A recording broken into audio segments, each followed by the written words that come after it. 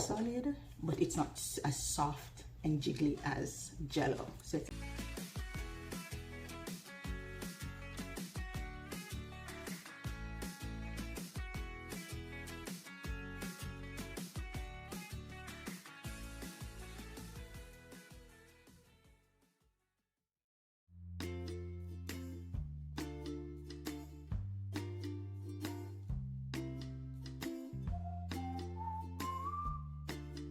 morning. So one of the first things that you ought to do, it's good laboratory practice, and I do it, is when I come in, before I put my things on the desk or I start working, I clean or sanitize or decontaminate my workbench or my work surfaces with 70% ethanol. That's what I use. So I'm going to go do that, and then I'll take you through some of my other tasks. Okay.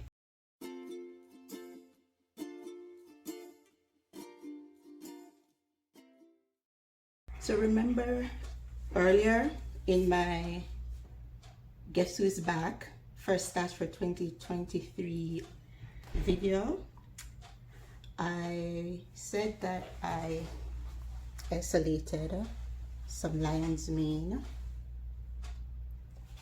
It's hard to see, but it's mushroom, edible ones.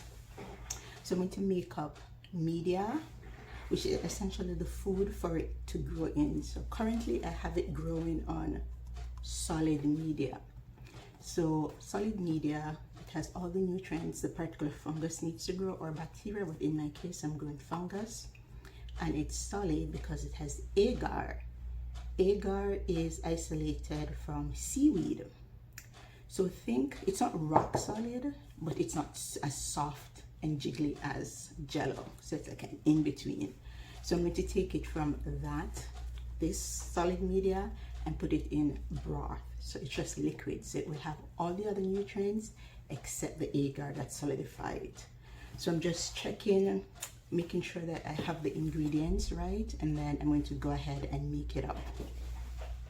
So I'm just writing down the masses and the reagents that I need on a piece of paper so I can take it with me, so I don't have to take my laptop, because it's pretty large, with me into the room that has the chemical. So I'll just use that, do my calculation on it, and then weigh it out from there.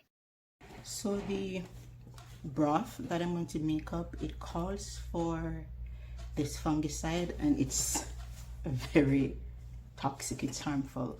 So what I'm going to do, I'm going to go make that up first in the fume hood, because that's where you work when you're using toxic, harmful chemicals. You work in this fume hood, so it pulls the air away from you, so you're not inhaling it. So I'm going to go make that up first, and then I'll come back and make up the non-toxic part out here so you can see. I'm just getting a glass bottle to make up that really harmful chemical in. Let's grab a purple lid. It's in this room, cabinet 3. Ooh, I'm going to need the ladder again. Chemical name begins with an M, so it should be under M. It's not in this one, so hopefully it's here. I really hope people put it back once they've used it, because that's something that people don't do in a shared lab. When you have a large shared lab, people don't put back things when they use it, and that is something that's a pet peeve of mine. I think I might have found it. I'll double check when I go to my desk, but I think this is it. See? Toxic if inhale. Not good for aquatic life. Ooh, yeah. This is the fume hood. I'm just gonna clean it up. I mean, people should clean up after themselves, but I like doing my own cleaning.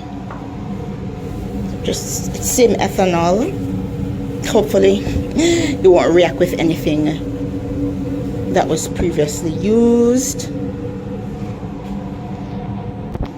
Because I need to weigh out the 0.2 grams. Oh, is there a plug? Yes. Hopefully it works.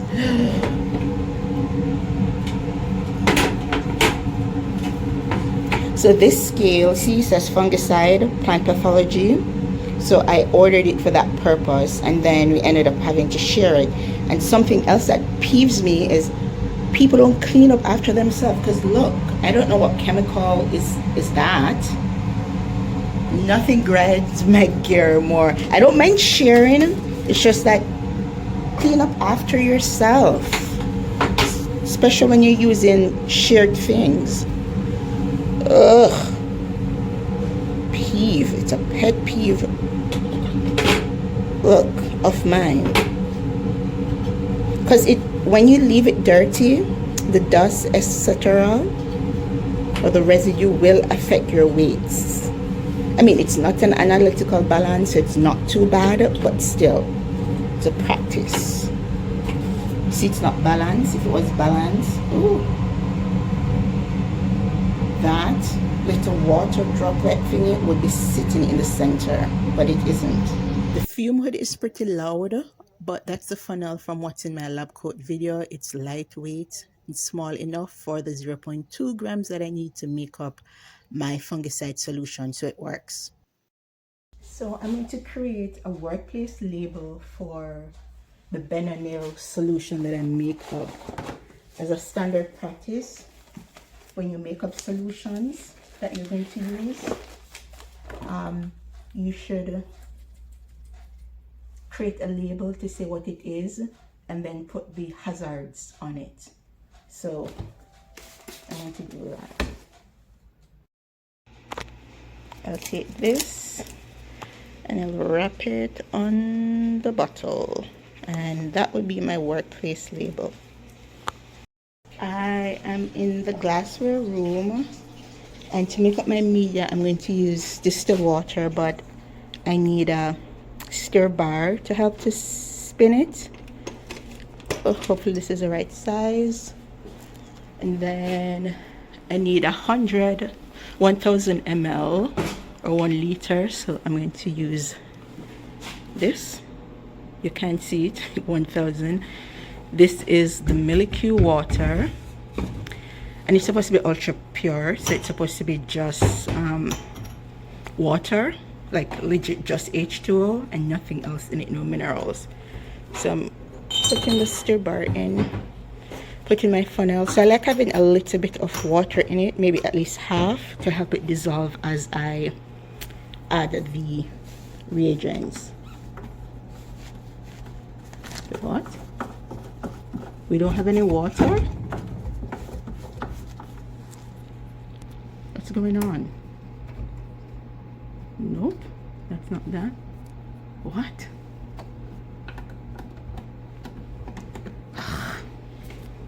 Hopefully we have water in the lab.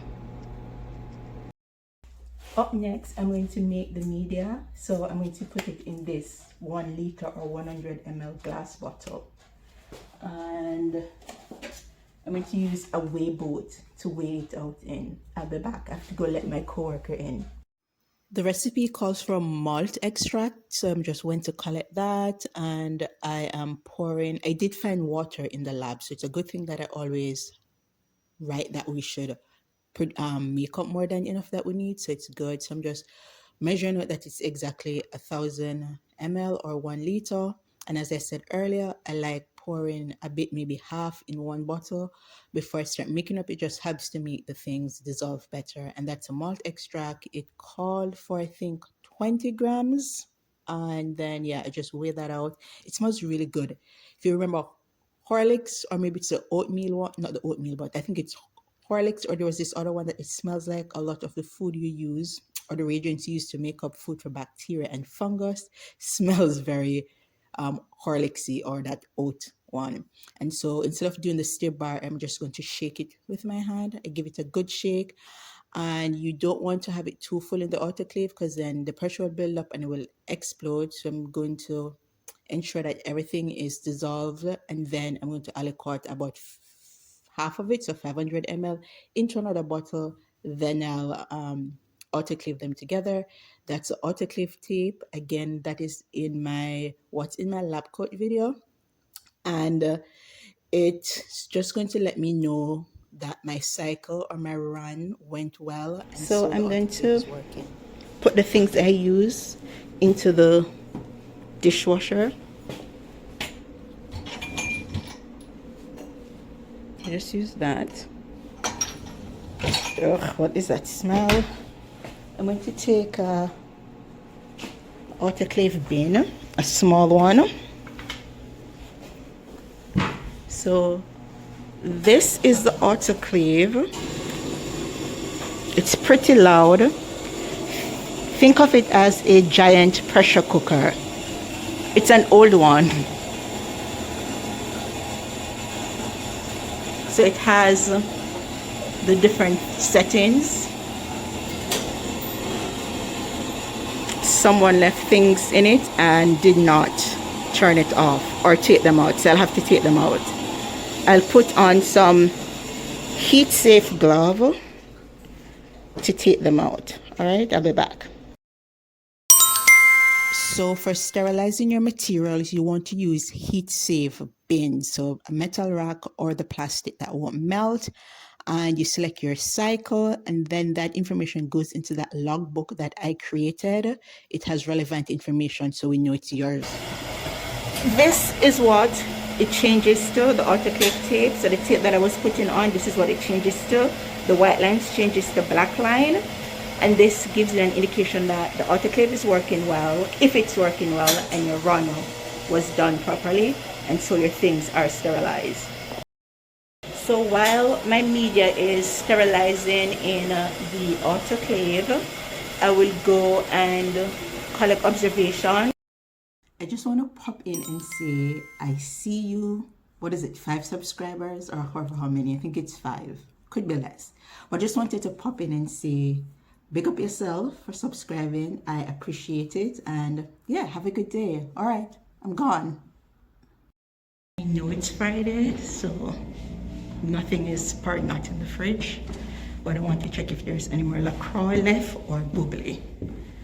And then I'll grab one. Ooh, there's bubbly left. Nice. Like this one. And I also like the grape. I'll go with the cherry or blackcurrant. No LaCroix though. Never bring them downstairs, and I feel like I'm maybe one of the persons who drink the most tea and always ask for them to order them, but they're never down where I need them. Good thing I came up here. So I usually use a different antibiotic in my media.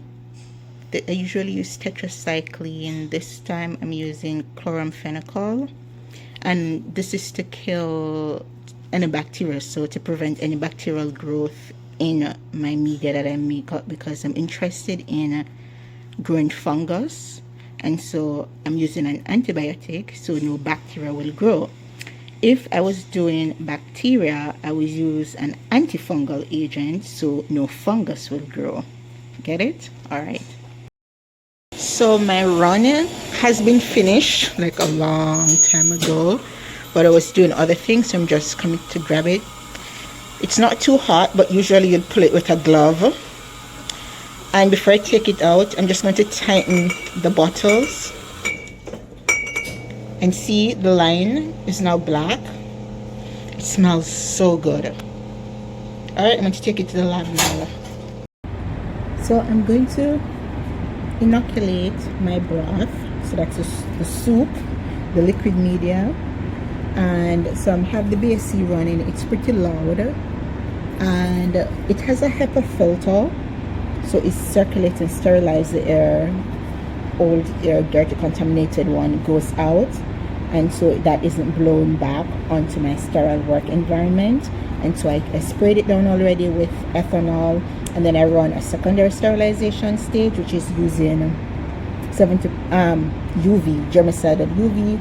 That thing is, because no, it's better not to use open flames in the BSC because it impacts the airflow, and the airflow is important to keep what you're working with sterile.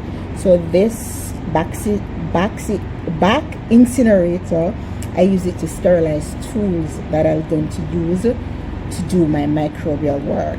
so you'll get a look to see what I'm doing. But yeah, I thought I'd provide two perspectives of me working in my sterile cabinet known as the BSC. So I am just aliquoting the antibiotic that will kill any bacteria or prevent any bacteria from growing in it, because I'm interested in growing fungus. And this is a new plate, so there's nothing on it. It has a lot of water because of condensation. I'd made it up a long time ago. I'm just writing relevant information on the new plate. Then I'll sterilize the tools that I'll need, and I let it cool. I sterilize using ethanol and the flame. It's not an open flame though.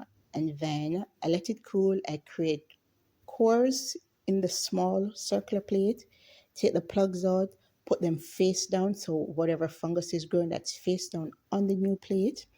Sort of press it in, but not too hard to break the agar. And each time I'll sterilize my tools in between. Once that's done, I'll apply perfume to seal it. I'm just aliquoting the media, so I'm just going to inoculate 500 ml. Then I'll put some samples in, then I label everything again, what's in it, date, initial, stuff like that, because that's important.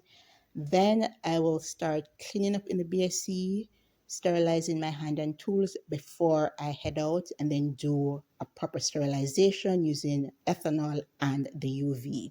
So I'm going to throw the sharps away, and then I'm going to put the plate. So this is a solid media. It's sugar rich too. I'm going to put it to incubate at the front. So but I'm going to throw the sharps away first. This is the sharps. They're kind of in hospitals and clinics.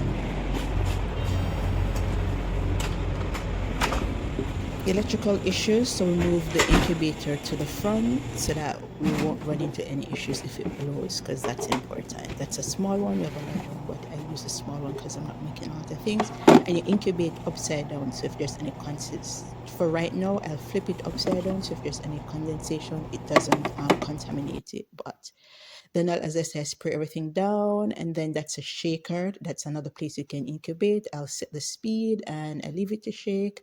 I'll make a sign and I put it on the door so people know that I'm using it. And because that's important, I don't want anybody to go in, turn it off or stuff like that. And then once that's done, we practice sustainability in the lab. We have different bins. So these are for the gloves. And then this one is for anything that might be biohazardous. So if I have used it in a BSC, then whether it's gloves, paper towel, whatever goes into it. So yeah. And then I made this sign. I don't know if people are following it, but yeah. I'm going to finish cleaning up the BSC, which is just spraying it with 70% ethanol, wiping it down, running the germicidal UV for a bit, and then let it breeze out, and then I'll turn it off. So once I'm done, I'll do what I did in the morning. So at the end of the day, when you're done your work, you should spray down your desk, the things that you use, with the same 70% ethanol. So if you were wondering, I was wearing my mask in some of my other videos, and then I'm not. If I'm in here by myself and I know it's not going to be busy and it's just going to be me, then I'll take my mask off. But once it's busy and I know there are going to be a lot of people around, I wear my mask because it's still COVID and I'm not trying to get sick. Don't want to deal with long-term COVID implications. Don't want to be disabled, because we treat disabled people crappy. But anyway, I recap. So what I was doing in the BSC, as I said, it's a sterile environment, so it keeps everything you're working on sterile, so it's clean, sterile air, and then it protects my samples and it protects me. So these are the filters that you have in airplanes and maybe hospitals and things like that. HEPA filters, maybe different grade. And so what I was doing, as I said earlier, I bought some lion's mane, so that's the mushroom. Apparently it's good for brain health and whatever. I'm trying to see if I can grow it, because I like doing that. So I bought some at a VMS sale thing I went to, and I did make stir fry using it, but I thought, seeing that I do a lot of isolation, or I used to, I don't do as much anymore, I should try. I mean, I'm a scientist after all, and that's what I used to do a lot of. I should try to isolate it and see if I can grow it myself, and then I would just have my own mushroom farm on a small scale. And so I grew it up before the Christmas break. I had it incubating, and I came, so I had a sterile and a non-sterile piece. So the sterile piece is just that I cut small pieces of the lion's mane, and then I put it through several washes of bleach, water, ethanol, water, and then so that's to kill any other microbes that are growing on it. And so I did that, and I plated it out. And so when I look at the plate, I didn't see any I didn't see several different morphology colonies on it, like mycelium, the fungus on the plate. I just saw one type, which meant that it's an indicator that it's only one thing that's growing on it. So I'm guessing that that one thing is probably my lion's mane. And so I made up this broth, and this was what I was making earlier, and I sterilized it. So I put it in the giant pressure cooker, which is the autoclave. And then once that's done, I allocate. It's still warm, it's nice to touch. So I did incubate half of it, so 500 ml. Inoculate. So inoculation is just taking pieces of things and putting it in a media or on a medium. So I took pieces from the solid medium, which is the agar, the one that has that seaweed extract, which makes it not as soft as jello, a bit harder, but not as hard as like a solid surface, because you want it to be porous so nutrients can be accessible. The microbes, whether it's the bacteria or the fungus, it can grow through it to access the nutrients that it needs to grow and things like that. So I took pieces of that after I subculture. So subculture is just taking from one medium, whether it's solid or liquid, and then putting it on a new one to try and get pure culture. So pure culture is just when one thing is growing. So I did that on a sugar-rich agar plate, and then some I put in the other 500 ml, and then that's what I put to shake in that room where it was shaking. And so I'm going to leave that to incubate, and so each time I'm in, I'll check to see if it has grown. So I want you to remember what this looks like. You see, it's pretty clean, right? You can see through it, it's not turbid. So one way to know if you have growth in your liquid medium or your broth culture is it gets turbid as things are growing in it. So I'll check to see if it gets turbid, and if it does, then that will be an indicator that things are growing. And then I will likely sample some, put it on a slide, look at it under the microscope to see what the spores or the cells look like, and then I'll know if I have the right thing growing, which means that I'll have to go Google, read some articles to see what the lion's mane spores or cells look like under the microscope. If I can't find anything, I might ask ChatGPT. But if I can't find anything, I'll just assume that whatever is growing is what I want, and then we'll see in the other phase, because there's another phase to it. But yep, pretty done for today. I'm tired. I came in at 7:30 thereabout, and I think it's 1:45. It's a Friday. I think I'm just gonna call it a day when I get home. Yeah, so bye. So I'm done for the day for real. I'm just stopping my timer. The timer is attached to Asana that we use, and I just like listed my tasks, and then I just click start, click stop. That way I don't have to worry about inputting the info at the end of the month, because I usually forget. So yeah,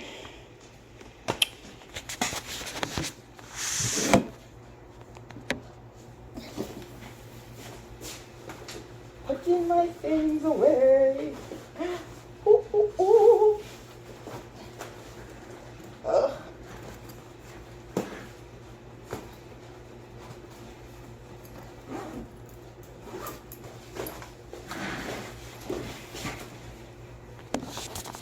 I'll do a once over to ensure that everything is as it should. Turn the lights off.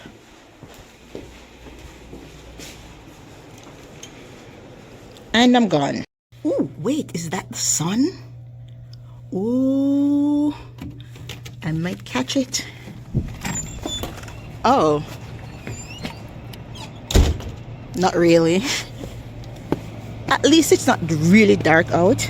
And I'm going to channel my inner Rihanna and go one for the road. But I'm having a bubbly. Oh, focus.